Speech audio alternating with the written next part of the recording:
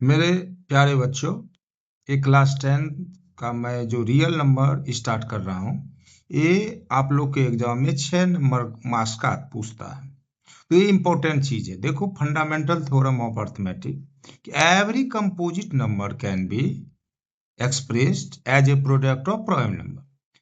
मानते हैं ए और बी दो प्राइम नंबर्स है, तो HCF A multiply LCM equal A plus B. कहने का सेंस ये है कि product of two numbers equal LCM into HCF, जो कि ये रियल नंबर में इंपॉर्टेंट है। यही मेन थ्योरम है, इसी से आगे सवाल बनता है। जैसे देखो, इसमें मैंने बताया यदि p एक प्राइम नंबर है तो p डिवाइड्स ए स्क्वायर और then p is also divide A where A is a positive integer.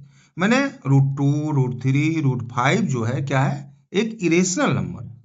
जैसे देखो, मैंने माना कि p by x equal p by Q, जहां की p और q जो है इंटीजर है, q इज नॉट जीरो।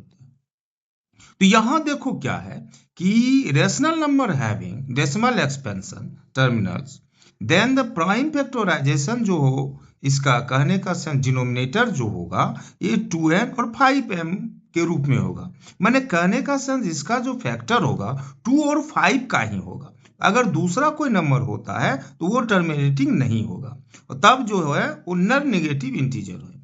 ये जो है n और m, ये पावर है 2 और 5 का।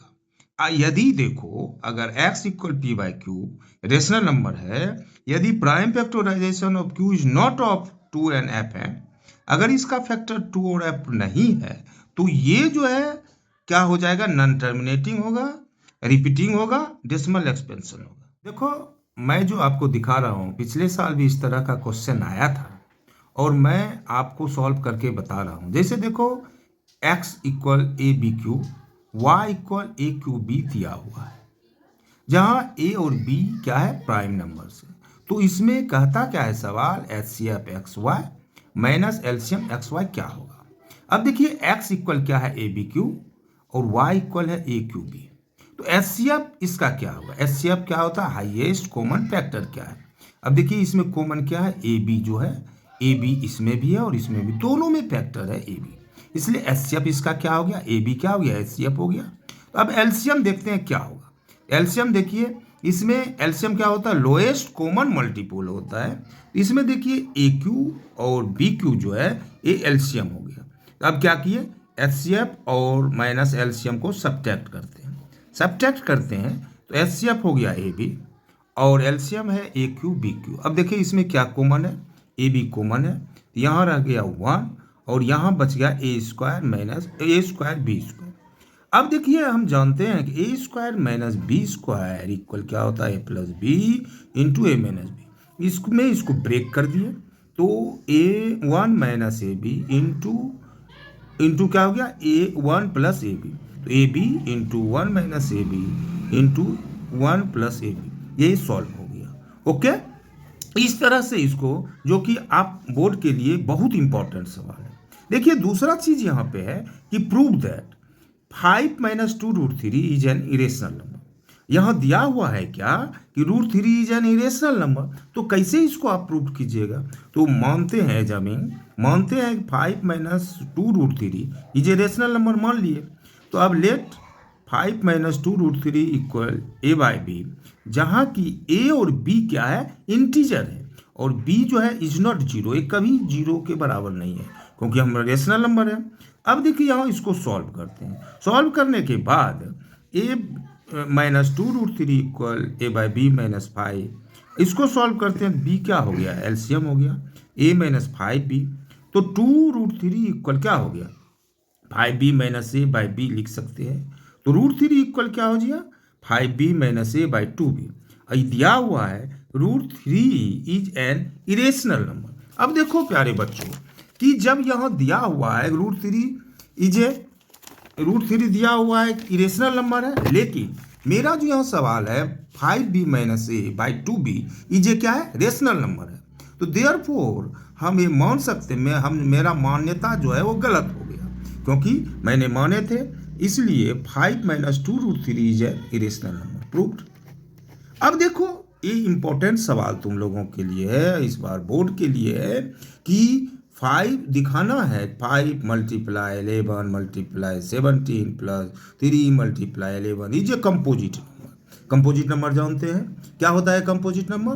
मोर than 2 factors are called composite number. अब देखो यहाँ पे दिया हुआ है 5 मल्टीप्लाई 11 मल्टीप्लाई 17 प्लस 3 मल्टीप्लाई 11।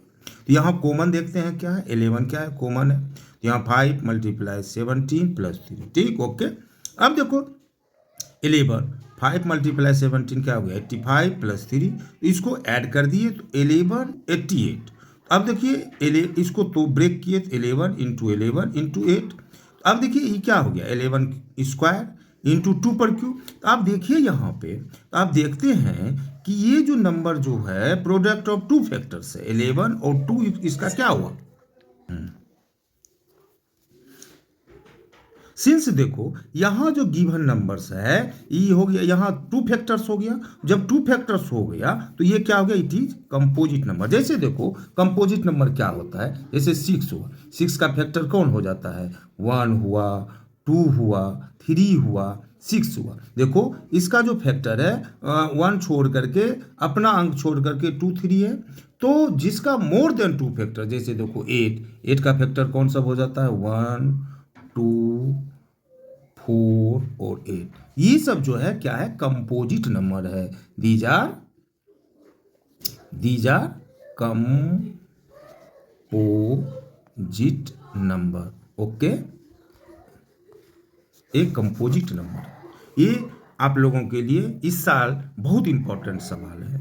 और देखिए अब देखिए मैं जो आप लोगों को बता रहा हूँ बहुत बहुत इंपॉर्टेंट है इस बार के लिए कि प्रूव दैट जैसे आता है √3 जेनरेशनल नंबर, इसमें से एक सवाल आना ही है, √2 आ जाए या √3 आ जाए। तो देखो मेरे बच्चे मैं √2 को के बारे में बता रहा हूँ कि ये एक इरेशनल नंबर है। कैसे मानते हैं कि √2 इज ए इरेशनल नंबर। जब आप इरेशनल नंबर मानते हैं तो इसको क्या लेते हैं, let p/q equal √2 where p and q क्या कोप्राइम क्या होता है जिसका कि कॉमन फैक्टर 1 होता है। क्या होता है जिसका कि कॉमन फैक्टर 1 हो जाए वो क्या होता है कोप्राइम होता है।